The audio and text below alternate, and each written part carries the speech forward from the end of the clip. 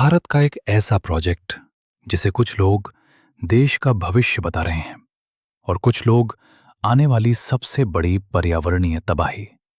81,000 करोड़ रुपए का mega plan, हजारों पेड़ों की कटाई, समुद्र के बीच एक नया ट्रांसशिपमेंट पोर्ट और खतरे में दुनिया के सबसे दुर्लभ जीव।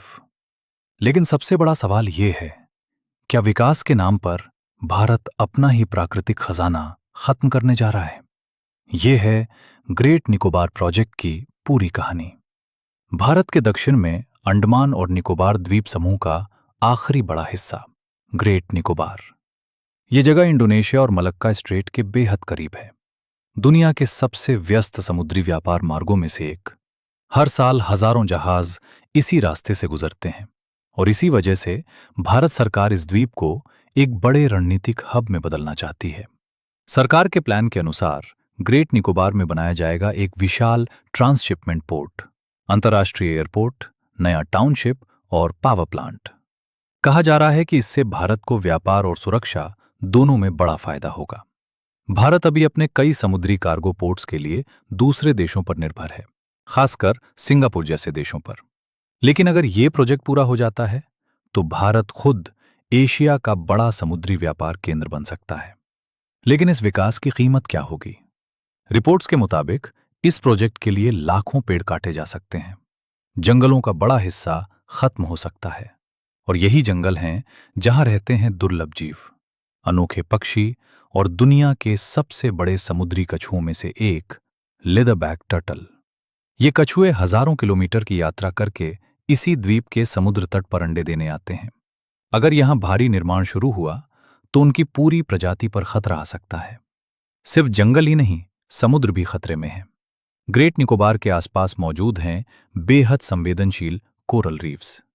ये सिर्फ सुंदर नहीं होते, बल्कि पूरे समुद्री जीवन का आधार होते हैं।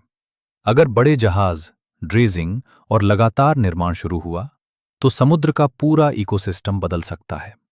मछलियां, समुद्री जीव और प्राकृतिक संतुलन सब प्रभावित हो सकते हैं।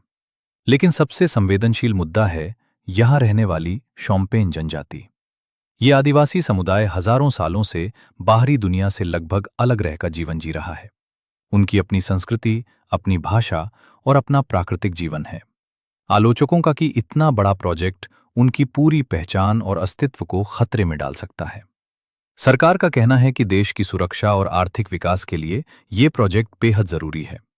भारत को हिंद महासागर में अपनी मौजूदगी मजबूत करनी होगी। चीन लगातार इस क्षेत्र में अपना प्रभाव बढ़ा रहा है और ऐसे में ग्रेट निकोबार भारत के लिए रणनीतिक रूप से बहुत अहम बन जाता है। सरकार का दावा है कि विकास और पर्यावरण के बीच संतुलन बनाया जाएगा, लेकिन विपक्षी नेताओं, पर्यावरण कार्यकर्ताओं और कई वैज्ञानिकों ने इस प्रोजेक्ट पर गंभीर सवाल उठाए हैं। उनका कहना है कि इतनी बड़ी परियोजना को बहुत तेजी से मंजूरी दी गई। कुछ लोगों का आरोप है कि पर्यावरणीय प्रभावों को पूरी तरह नजरअंदाज किया गया।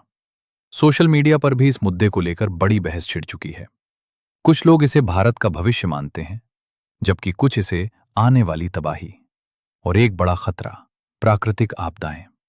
2004 की सुनामी ने निकोबार द्वीपों को बुरी तरह प्रभावित किया था। विशेषज्ञों का कहना है कि यह इलाका भूकंप और सुनामी के लिहाज से बेहद संवेदनशील है। ऐसे में सवाल उठता है, क्या इतने बड़े इंफ्रास्ट्रक्चर प्रोजेक्ट को यहां बनाना सुरक्षित है? ग्रेट निकोबार प्रोजेक्ट सिर्फ एक इंफ्रास्ट्रक्चर प्लान नहीं है, ये एक बड़ा सवाल है विकास बनाम प्रकृति। क्या भारत को आर्थिक और रणनीतिक ताकत के लिए ऐसे प्रोजेक्ट्स की जरूरत है, या फिर कुछ जगहों को हमेशा के लिए अनटच्ड छोड़ देना चाहिए? क्योंकि अगर जंगल खत्म हो गए, अगर समुद्री जीवन नष्ट हो गया, अगर आदिवासी संस्कृतियां मिट गईं, तो शायद हम वो चीजें खो देंगे जिन्हें कभी वापस नहीं लाया जा सकता। अब फैसला इतिहास करेगा कि ग्रेट निकोबार प्रोजेक्ट भारत का मास्टर स्ट्रोक था या एक ऐसी गलती जिसकी कीमत आने वाली पीढ़ियां चुकाएंगी।